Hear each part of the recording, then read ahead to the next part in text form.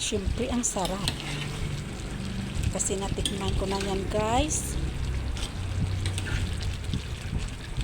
Sweet and sour chicken thighs. Yan ang ating niluluto for today's video.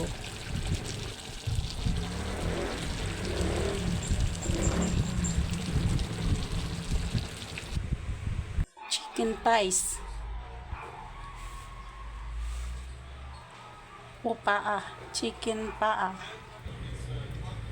Garlic mince. Asin. Bitsin. Soy sauce.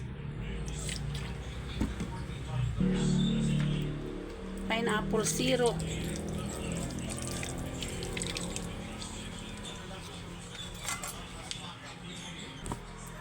Ground black pepper. Marinate natin. Set aside.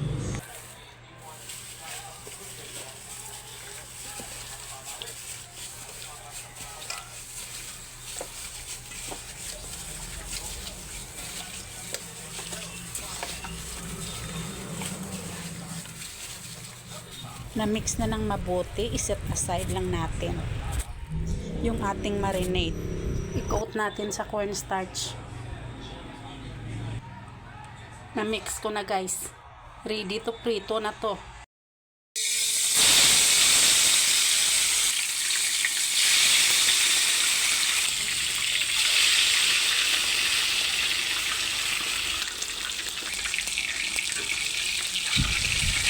Baliktadin na natin guys at ang ganda ng color ng ating pinitong chicken thighs.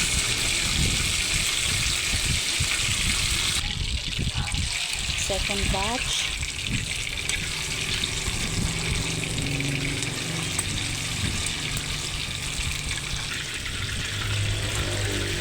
At baliktadin din. Ganda ng ating prito guys. Pwede na yan kainin. Kahit na pinito ka lang. Pero lagyan natin ng twist guys.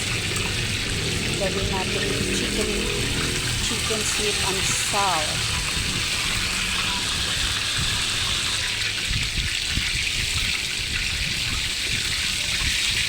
Binabaliktad natin yung twice 2 times para hanggang sa loob lutong-luto.